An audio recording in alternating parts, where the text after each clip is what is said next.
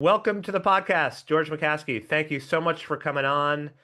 We have a lot to talk about, but I'm really excited because this is the first episode in the history of this podcast where I have a student co-host. And so I am going to turn the first question over to my rock star student co-host, Drew Schott. So Drew, take it away. No pressure, just your first question ever with the chairman of the Chicago Bears. Go. Thank you so much, Professor Feldman. Really appreciate the opportunity to come on Sports Bots today. And Mr. McCaskey, thank you so much for coming on. The first question that I wanted to ask of this episode is, in terms of your family's overall ownership of the Chicago Bears, how have you maintained your family's legacy while also continuing to move the franchise forward as the NFL has continued to evolve in your role as chairman of the Chicago Bears? Thank you, Drew. Thank you, Professor.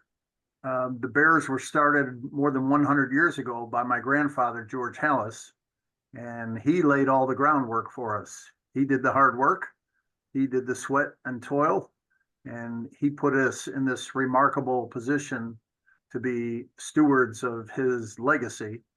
And his hallmark was really one of innovation. We talk a lot about the Bears' history, and we have a proud history, and we're proud of it. But we need to be moving forward in the future. We need to continue to innovate. We need to continue to do everything we can to gain a competitive edge, both on the field and off the field. In terms of that innovation and that moving forward, what do you see as those necessary steps or initiatives that you and your organization are planning to take, whether it relates to the overall team itself on the football operations side or the organization as a whole? The huge one facing us right now is the stadium issue.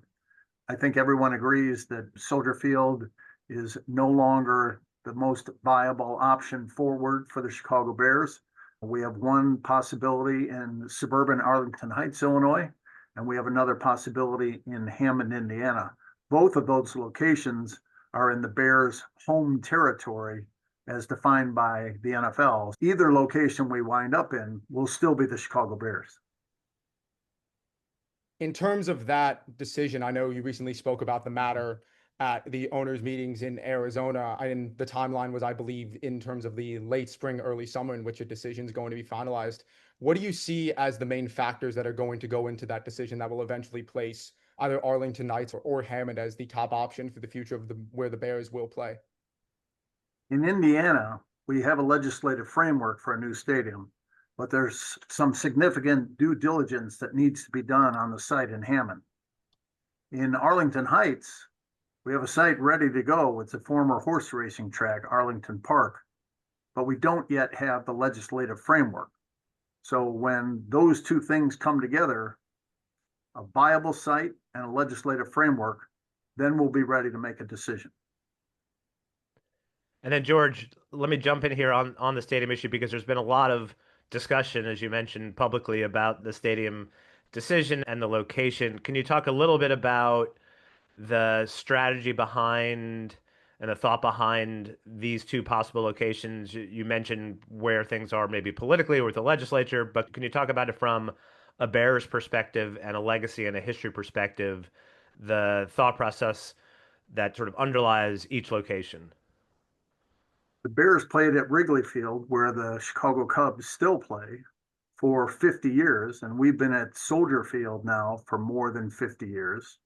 And we looked at doing something on the museum campus site where Soldier Field sits, determined that it was not viable. We looked at many other possible sites in the city of Chicago and couldn't find a viable site. The only site that works in Illinois is Arlington Heights. And in terms of Arlington Heights, I think you've talked about it that George Hallis had identified that as a possible spot. So there's some history there. Can you talk about what that might mean from a legacy perspective and a family perspective if you end up in Arlington Heights? Yeah, it's ironic. More than 50 years ago, George Hallis wanted to go to Arlington Park and play Bears games there, in addition to it being a horse racing track. For a variety of reasons, it didn't work out. And a couple of years ago, when Churchill Downs, which was operating Arlington Park at the time, decided to sell, we saw this as a great opportunity to keep the Bears in the Chicago area. And then in terms of Indiana, you mentioned, and I think a lot of people who are not as well versed, which is most of people in the country, but are people who are not as well versed in the idea of exclusive territories and the scope of the exclusive territory.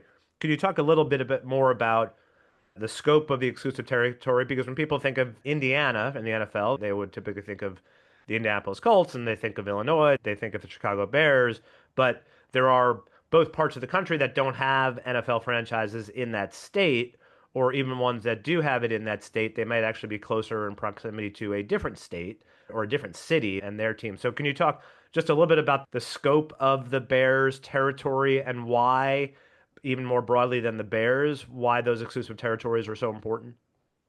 Yeah, the state lines really aren't a distinguishing characteristic of an NFL team's home territory. The New York Giants and the New York Jets play in New Jersey. The Kansas City Chiefs just announced recently that they're going to be moving from Arrowhead Stadium in Kansas City, Missouri, across the state line to Kansas City, Kansas, or I think it's Olathe, Kansas. But each NFL team has a home territory, which is defined by the NFL as within a 75-mile radius of their playing venue. And actually, in the middle of Indiana, there's a small area where the Colts home territory and the Bears home territory intersect. That's not unusual. That's true of the Washington Commanders and the Baltimore Ravens. But within that territory, an NFL team has exclusive rights when it comes to things like marketing and so forth. And the when the discussions began, or when it became public, I should say, about a potential site in Indiana, how have you perceived, not just in terms of where we are procedurally and legislatively, but the public reaction and the appetite from those in Indiana versus those in Illinois for the particular sites? Do you mean among Bears fans?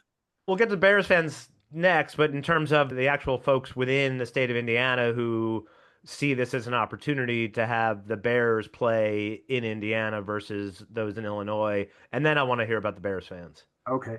The elected officials in Indiana have been proactive. The framework of the legislation has moved through the legislative chambers very swiftly and was signed by the governor in short order. So on the Indiana side, the legislative framework is ready to go. And then how are things on the Illinois? You said they're not ready to go on Illinois, but is that just a politics thing, or are there other things going on there that have them move at different time frames, different speeds? It's been more challenging in Illinois. They've been more deliberative, but as I shared with our friends in the media at the conclusion of the NFL's annual meeting in Phoenix earlier this month, there are dedicated and responsible and wise public servants on both sides of the state line. And Illinois is making sure that this makes sense for the good people of Illinois, and we respect that. Okay, so now let's talk about the Bears fans. Because from my history as being an NFL fan, Bears fans tend to be quiet. They tend to be That understated. hasn't been my experience. They tend to keep to themselves. They tend not to dress up as their favorite coach and come up with slogans that sweep the nation and are featured on Saturday Night Live. So how are the Bears fans reacting to these developments? My experience with Bears fans has been dramatically different. They are opinionated. They have strong opinions. Yeah. They don't hesitate to share those strong opinions. There's been quite a bit of conversation and some amount of concern. Bears fans want to know where their team is going to be playing. The feedback that I've gotten, and I enjoy talking to Bears fans as much as possible, is primarily geographically oriented. Yeah. It depends on where you live and what that means to your commute. That's Right. comes down to which site you may favor as a Bears fan. Interesting. And Drew, jump in at any time with some questions here too, but related to just the Bears fandom, what is your favorite memory as a Bears fan? Again, I'm a lifelong Jets fan. I grew up in New York and used to go to games when they were actually playing in New York, and then would have to go to games when they started playing in New Jersey. I've now been an adopted Saints fans, but the Bears for so long were, and in many ways still are, the marquee face of the NFL and marquee franchise. And for me, watching Walter Payton and then getting to watch Tulane alum Matt Forte play for the Bears were among the many special memories. But growing up in the Bears family, what is your, and you can't say this is the 85 Super Bowl. So other than the 85 Super Bowl, what is your favorite and most enduring Bears memory? I don't know what the time constraints are on your podcast, but you start me going on Yeah. favorite Bears moments, we're going to be here a while. If I had to narrow it down to just one, and you're excluding the Super Bowl, Yep. I'm going to go 2 weeks prior to the Super Bowl when we hosted the Rams in the NFC Championship game. We shut them out 24-0. That feeling of knowing that after all these years, your team was finally headed to the Super Bowl. The snow was falling. It was a surreal experience. It was like being in a movie. You mentioned Walter Payton, knowing that he was finally going to be rewarded with his first Super Bowl experience. That was a great memory. Yeah, I can only imagine. Again, as a Jets fan, I have not seen the Jets make it to the Super Bowl in my lifetime, so I don't know how that feels. But I can only imagine, and I have seen the Saints win the Super Bowl. But on top of that, having that team, again, from an outsider's perspective, as a teenager in New York, watching that cast of characters and players, it was so much larger than life. And it really, for me, was a pinnacle of the NFL, is seeing that Chicago Bears team and all of the media that surrounded it. And so I cannot even imagine being a part of that team and what it must have felt like to see them make it to that step. Drew, go ahead. You had one lined up. On a similar point in terms of the success of this last season, winning the NFC North, winning the wild card at home against Green Bay, making the divisional, what has you excited and optimistic about the future of this Bears team with Ben Johnson at head coach and Ryan Poles at general manager off the success of this last season with a strong roster and seems to be a pretty strong operation both inside and outside of the building and on the field? I think there are three keys for success in the NFL. The first is strong general manager. Second is a strong head coach. And third is a strong quarterback. And we hope, we've got those three legs of the stool.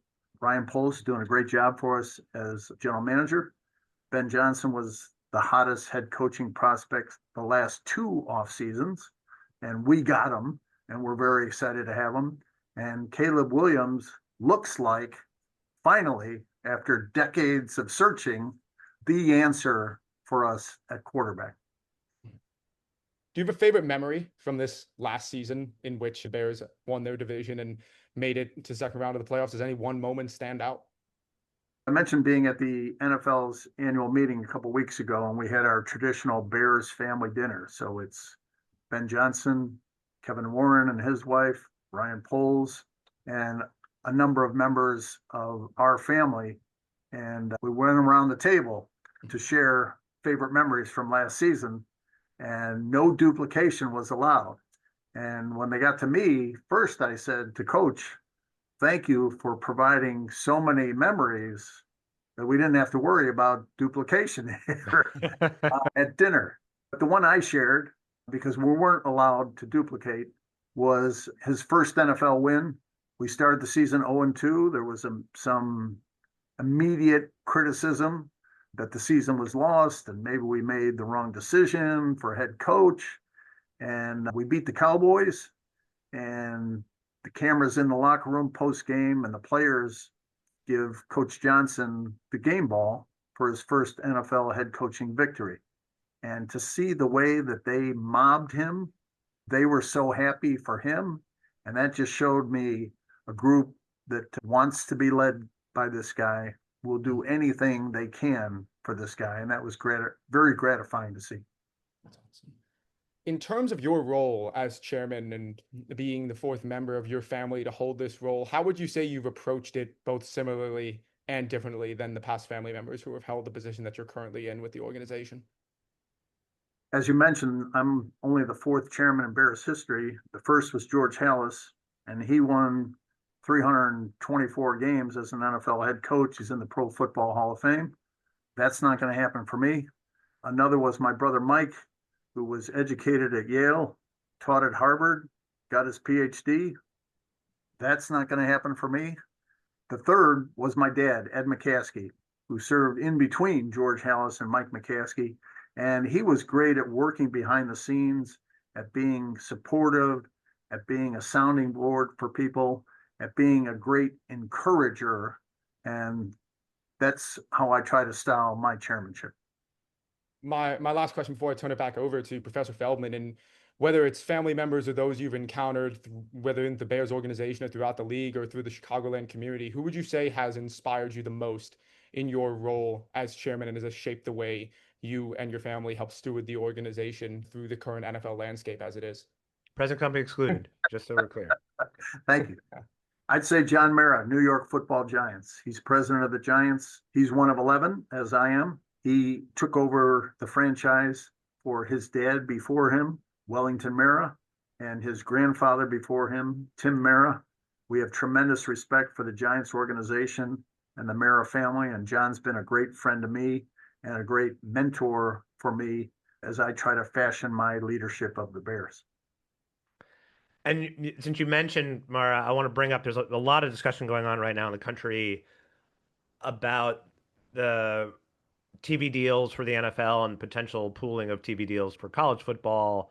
And there's no more important ownership group or groups than the Giants and the Bears in deciding to share television revenue equally back in the 1960s so that the league could be strong and that it didn't matter whether you were in Chicago or Green Bay or New York or Jacksonville. Jacksonville was not a blip on the radar back then, but it didn't matter what market you were in. They wanted every team to be equally strong.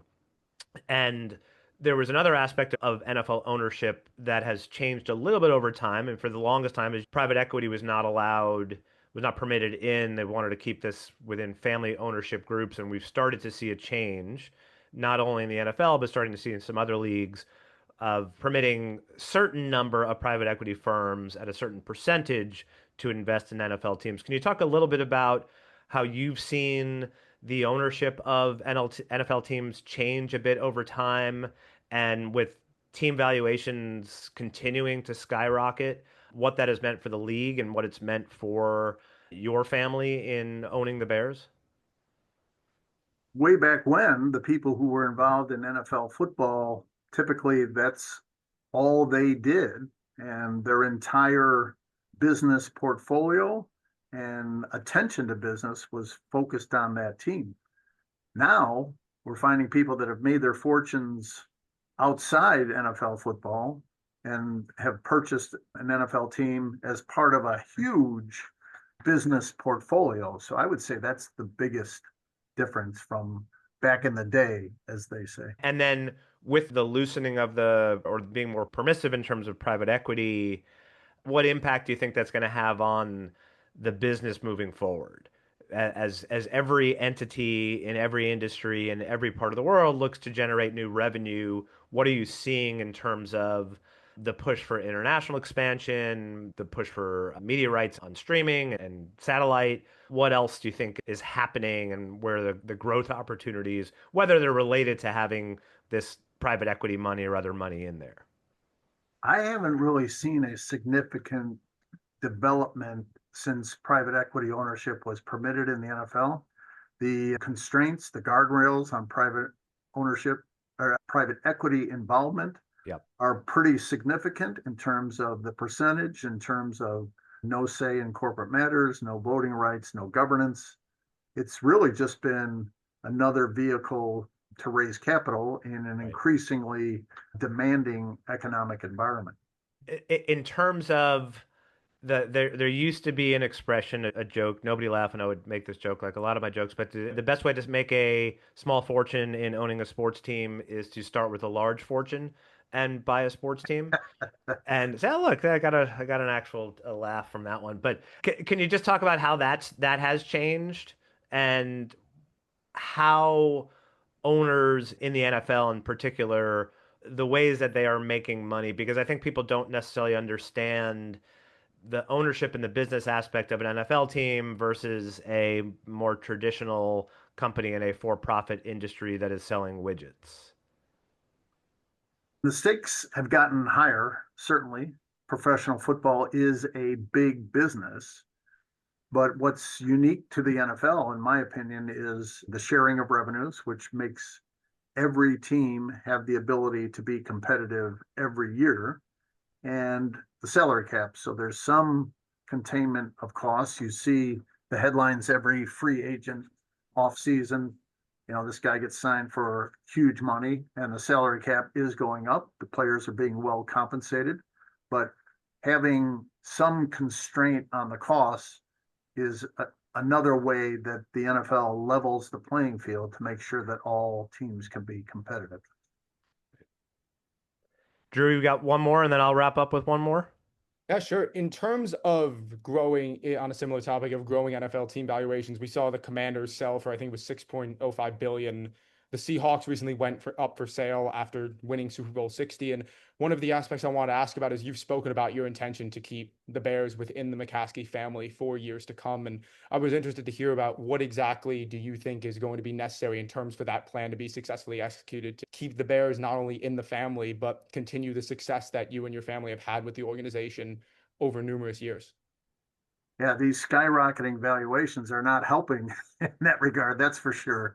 It raises all sorts of financial and estate tax challenges.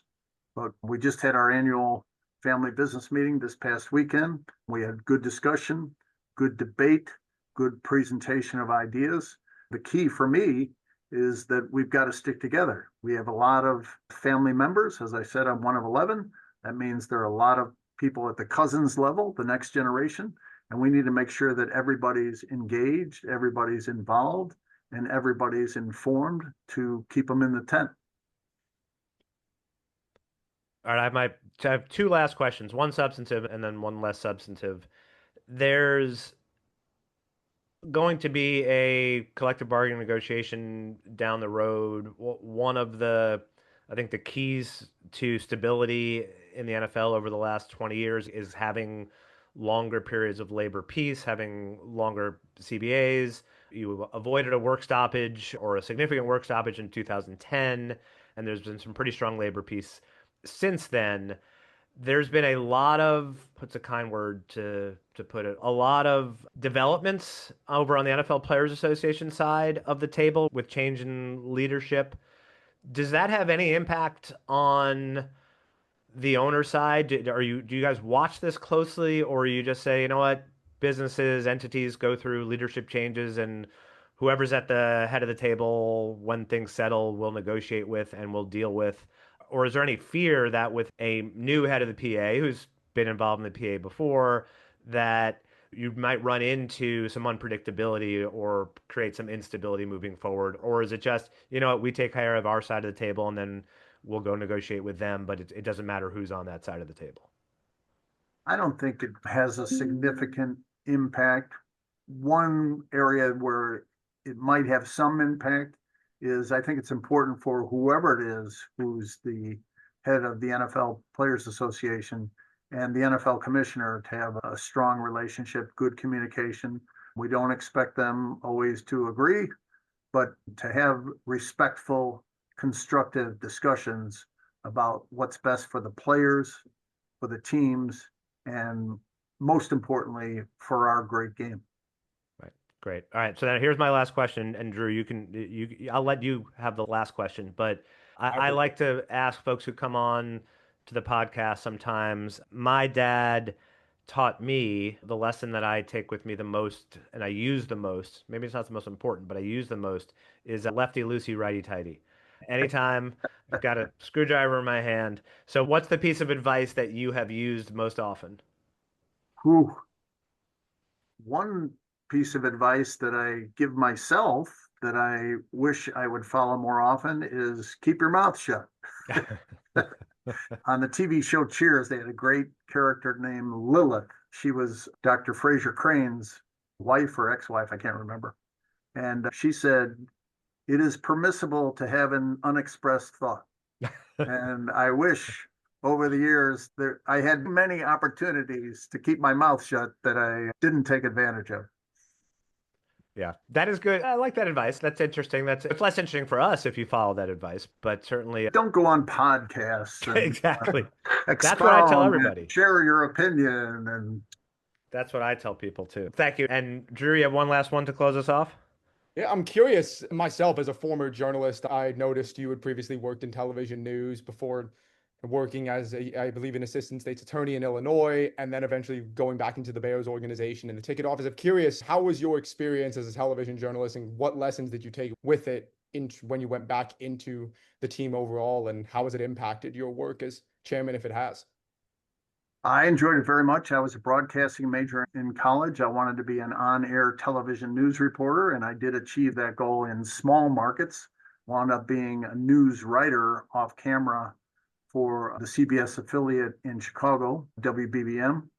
Very much enjoyed it. It was a very competitive, cutthroat, in some instances, ego-driven business. It's also a business that chews you up and spits you out. But one advantage that I have now, I think, in dealing with our friends in the media is that I've been in their shoes. I understand where they're coming from. I get their objective. I see what they're trying to achieve. And I think that's helpful for me in my dealings with them. Thank you so much. This has been a treat. Drew, you passed your first test. Your audition was successful. I appreciate Uh, it. Thank you. but George, I can't thank you enough for taking the time out of your incredibly busy schedule to join us and to help Drew and everything you've done for the NFL and for the Chicago Bears. It's truly a privilege and an honor, and I look forward to seeing what the Bears do in the draft, and I wish you the best of luck in the upcoming season and the seasons to follow. Thanks for having me on, Professor. Thank you, Drew. Go Bears. Go Bears. Thank you so much.